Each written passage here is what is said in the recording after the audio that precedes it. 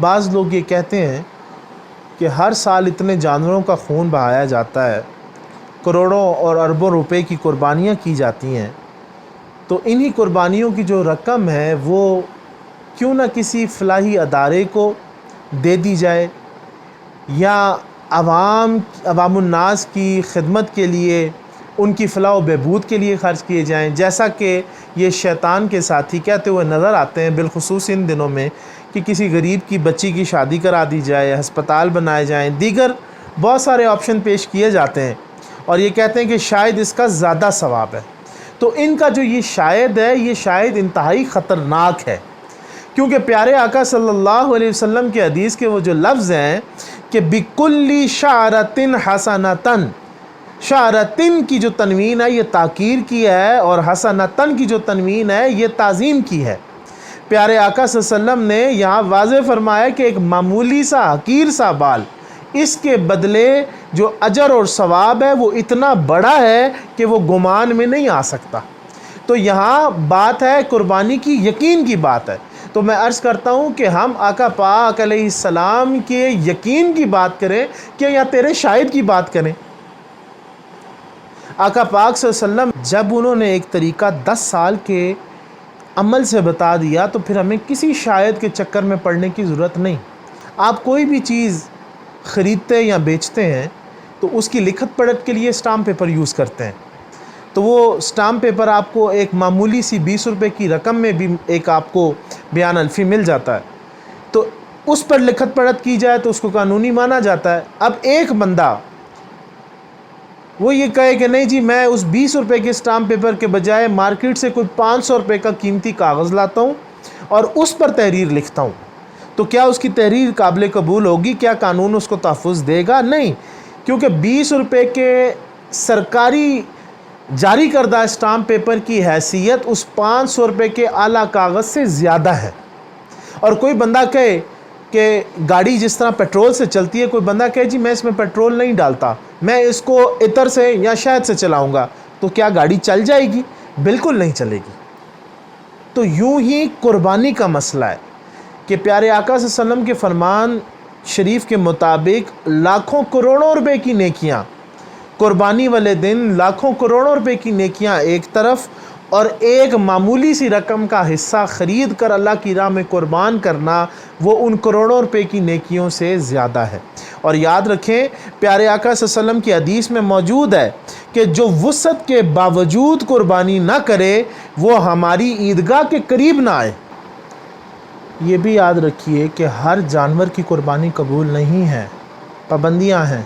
نگاہ خراب ہو، کان کٹا ہوا ہو یا جانور میں عیب ہو تو اس کو قربانی کے لیے پیش نہیں کیا جا سکتا۔ جس طرح ہر قربانی کا جانور قبول نہیں ہے، اسی طرح ہر انسان بھی قبول نہیں ہوتا۔ حالانکہ جانور کے اندر تو عیب اللہ نے پیدا کیا ہے، پھر بھی اس کی قبولیت نہیں ہے، تو بندہ جو خود عیب دار بنتا ہے تو وہ عیبوں کے ساتھ کیسے قبول کیا جائے گا؟ اگر جانور کی نگاہ خراب ہو تو اس کی قربانی قبول نہیں ہے، تو بندے کی نگاہ خراب ہو تو وہ کیسے قبول ہوگا؟ اگر کان کٹا جانور نامنظور ہے تو کان کٹا انسان کیسے قبول ہوگا؟ تو قربانی کے جانور کی اگر قبولیت چاہتے ہو تو عیبوں سے پاک جانور پیش کرو۔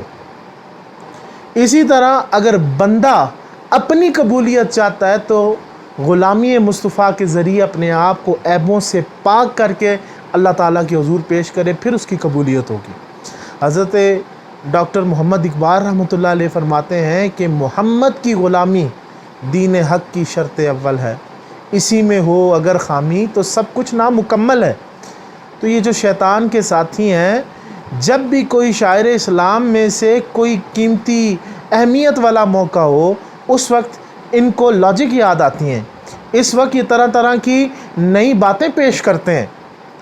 کوئی بھی دین کا اہم رکن ہو، جیسا کہ حج ہو، یہ قربانی ہو، تو ان کو غریب یاد آتے ہیں، لیکن شادیوں پر، موبائل خریدتے وقت، گاڑیوں کے استعمال میں، لمبے چوڑے مکان جائیداد بناتے وقت، اس وقت کوئی فلاحی ادارہ یاد نہیں آئے گا، اس وقت کسی غریب کے بچی کی شادی ان کو یاد نہیں آئے گی، اس وقت تو اس کو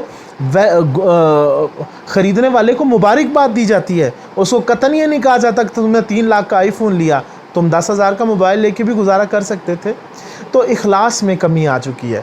ہم نے حج پر مکہ مکرمہ کی اس پاک سرزمین پہ بھی لوگوں کو دیکھا کہ قربان کرنے کے لیے سستے سے سستا جانور ڈھونڈتے ہیں، اور پوچھا جائے تو وہ لاجک یہ پیش کرتے ہیں جی ہم نے کون سا اس کا گوشت کھانا ہے۔ قربانی کی بات ہو تو بعض ایسے لوگ ہیں کہ جو بکرا نہیں دے پاتے تو وہ بڑے جانور پہ بھی حصہ نہیں ڈالتے، کہتے ہیں کہ ہم بڑا گوشت نہیں کھاتے۔ اسی طرح جو لوگ ایک حصہ دینے کے قابل ہوتے ہیں، ایک قربانی پیش کر سکتے ہیں، تو وہ قربانی صرف اس لیے پیش نہیں کرتے جی ہمارے گھر کے افراد زیادہ ہیں، ہمارا خاندان بڑا ہے، ہم کھائیں گے کہ تقسیم کر دیں گے۔ اور بعض تو مذاق کی حد پر اتنا بڑھ جاتے ہیں کہ وہ کہتے ہیں جی ہم نے قربانی اس لیے پیش نہیں گئی کہ ہمارے پاس ڈیپ فریزر نہیں، ہم گوشت سنبھالیں گے کہاں۔ تو اللہ تعالی ہمیں ایسی خرافات سے، ایسے مذاق سے، ایسی سوچ سے محفوظ فرمائے، اور سرکار دو عالم صلی اللہ علیہ وسلم کی بندگی عطا فرمائے، حضور کی سنت مبارک کو ظاہر باطن پر سجانے کی توفیق عطا فرمائے۔ اللہ تعالی ہمیں اپنے نیک بندوں میں شامل فرمائے، نیک بندوں کا ساتھ عطا فرمائے، شیطان سے اور شیطان کے ساتھیوں سے محفوظ فرمائے۔ اللہ تعالیٰ آپ سب پر اپنا فضل و کرم فرمائے۔